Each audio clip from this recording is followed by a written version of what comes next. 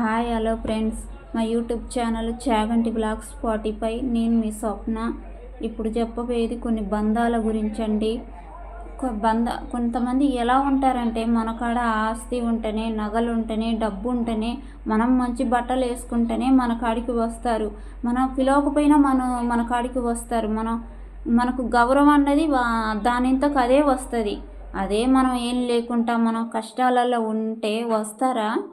బెల్లం చుట్టూ బెల్లం ఉంటేనే ఇక ఈగలు తిరుగుతాయి. మన కాడ కూడా అంతే. డబ్బు ఉంటేనే, నగలు ఉంటేనే, ఆస్తి ఉంటేనే బెల్లం చుట్టూ తిరిగినట్టు మన చుట్టూ బంధాలు తిరుగుతాయి. అక్కని, చెల్లని, అన్నయ్య అని, తమ్ముడని, వదినని, బామ్మర్దని, బావలని, అత్తని, మేనమామని ఇలా తిరుగుతారు. అదే మన కాడ ఏమీ లేకపోతే ఒక్కలంటే ఒక్కరు రారు. మీరు తెలుసుకోవాల్సిన నిజం ఇది. దీన్ని బట్టి మీకేం అర్థమైంది ఫ్రెండ్స్? మీ కాడ ఇప్పుడు మనకు కష్టాలు వచ్చినప్పుడు మేమున్నామని మన వెనకాల భుజం తట్టి మనకు ధైర్యం చెప్తారు చూడు ఫ్రెండ్స్. అది ఫ్రెండ్స్ నిజమైన ప్రేమ అంటే, నిజమైన బంధము అంటే. దీన్ని బట్టి మీరు అర్థం చేసుకోవాలి ఎవరు ఎలాంటి వాళ్ళని దీన్ని బట్టే అర్థమవుతుంది. వాళ్ళు మనకి ఏ సాయం చేయకపోయినా పర్వాలేదు, మేము ఉన్నామని భరోసా ఇచ్చినా చాలు, మనకు ధైర్యాన్ని నింపినా చాలు, మనకు 1000 అంత బలం వచ్చినట్టంత ఫీలింగ్ మనకు అనిపిస్తుంది. అదే మనం ఏమీ లేకుండా, అదే ఇప్పుడు మనం ఎవరు మా సాయం లేకుండా, ఎవరు సపోర్టు లేకుండా మనం ఉండాలి అనుకున్నా కూడా ఉండలేము. కాబట్టి మనం కూడా ఎవరు సాయం లేకుండా ఉండలేము. కాబట్టి మనం కూడా మన స్వార్థానికే బతకాల్సి వస్తుంది. ఈ రోజులల్లో మనం మన స్వార్థాని కోసం బతకాల్సి వస్తుంది. నగలు లేకపోతే మనని చూడరు, మనని పట్టించుకోరు. ఆస్తి లేకపోతే మనని చూడరు, పట్టించుకోరు అన్న ధీమా ఆలోచన, బాధ తప్ప ఇంకేమీ ఉండట్లేదు. వాళ్ళు అట్లా మనకు ధైర్యంగా ఉంటే మనకు ఎంత ధైర్యంగా అనిపిస్తుంది. ఇయ్యాలి కాకపోయినా రేపైనా మన ఆస్తిని మనం సంపాదించుకోవచ్చు, మన డబ్బును మనం సంపాదించుకోవచ్చు, మన నగలు మనం కొనుక్కోవచ్చు అన్న ధైర్యం మనకు ఉంటుంది. కాబట్టి అందుకే చెప్తున్నాను ఫ్రెండ్స్, బంధాలంటే ఎట్లా ఉంటారు అని. ఎలాంటి బంధాలని నమ్మొచ్చు, ఎలాంటి బంధాలని నమ్మకూడదు తెలియని వాళ్ళు ఎవరైనా ఉంటే తెలుసుకోండి. నా వీడియో ఎలాగుందో, నా అభిప్రాయం ఎలాగనిపించిందో మీరు కామెంట్ రూపాలు కూడా నాకు తెలియజేయచ్చు ఫ్రెండ్స్. ఇంకా నేను చెప్పాలి అనుకునేది, ఈ రోజులల్లా డబ్బులు లేకపోతే మనం బతకటం ఎంత కష్టమో, మనకు అనుబంధాల ప్రేమ లేకపోయినా మనం బతకాలి అంటే అంతే కష్టం ఫ్రెండ్స్. ఒకప్పుడు ఉమ్మడి కుటుంబంగా కలిసి ఉండేది. ఈ రోజులల్లా ఎవరికి వాళ్ళే విడిపోతున్నారు. ఎందుకు? ఈ డబ్బులు, ఈ స్వార్థం, ఈ నగలు, ఇవన్నీ ఆలోచనలు, ఈ స్వార్థం రావటం వల్లనే కుటుంబం అన్నది 2 ముక్కలు అయిపోతుంది. ఒక ఇంట్లో 2 గీతలు వేస్తున్నారు, అటు మీకు ఇటు మాకు అని. అన్నతమ్ముళ్ళే. అలాగ అన్నతమ్ముళ్ళే ఉంటే ఇంకా బయట వాళ్ళు, వేరే రిలేషన్ ఎలా ఉంటుంది ఫ్రెండ్స్? ఈ రోజులలో కలిసి ఉంటున్నారు అంటే ఎవ్వరూ లేరు ఫ్రెండ్స్. కన్న తల్లిదండ్రులనే అనాథ ఆశ్రమాలు వదిలేస్తున్నారు. అలాంటి రోజులు ఇవి.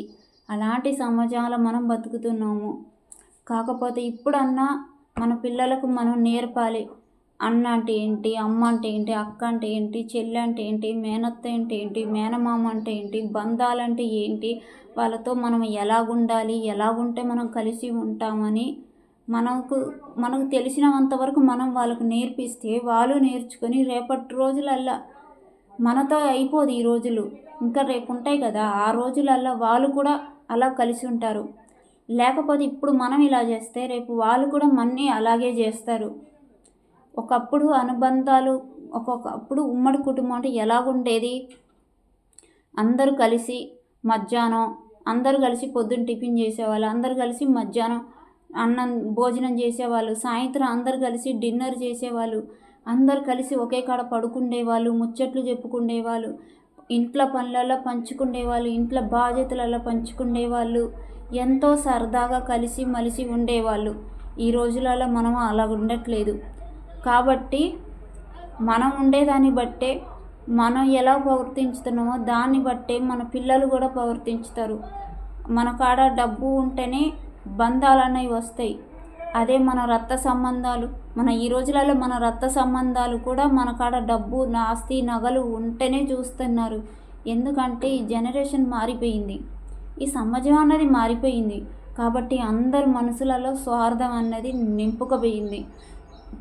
మీరు ఒక్కసారైనా ట్రై చేయండి కలిసి అన్నం తినాలని. అంటే ఒకరోజు 3 పూటలకు ఈ రోజులలో కుదరాలి అంటే అది కష్టమే.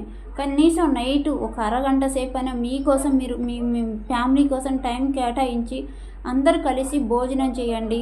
అందరు కలిసి ఎవరి అభిప్రాయం వాళ్ళు చెప్పుకోండి. ఆ రోజు మీకు ఏమనిపించిందో, ఏం జరిగిందో షేర్ చేసుకోండి. మీరు ఆనందంగా భోజనం చేయండి, ఆనందంగా ముచ్చట్లు చెప్పుకోండి. ఒక్కరోజన్నా ఆదివారం పూటన్న అందరి ఇంటికాడ ఉండి ఇంట్లో పనులలో అందరూ షేర్ చేసుకోండి. మీకు ఎంత మనసు తృప్తిగా అనిపిస్తుంది అంటే అంత తృప్తిగా అనిపిస్తుంది. అదేనండి. ఇంకోటి నేను చెప్పాలనుకుంటున్నాను, ఈ రోజులలో అనాథ ఆశ్రమాలు అంటే బోరెడన్ని అయినాయి.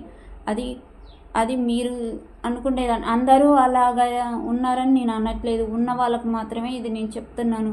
ఎవరైనా నన్ను నేను చెప్పింది తప్పు అనిపిస్తే నన్ను క్షమించండి. నా మనసుకు అనిపించింది నేను చెప్తున్నాను.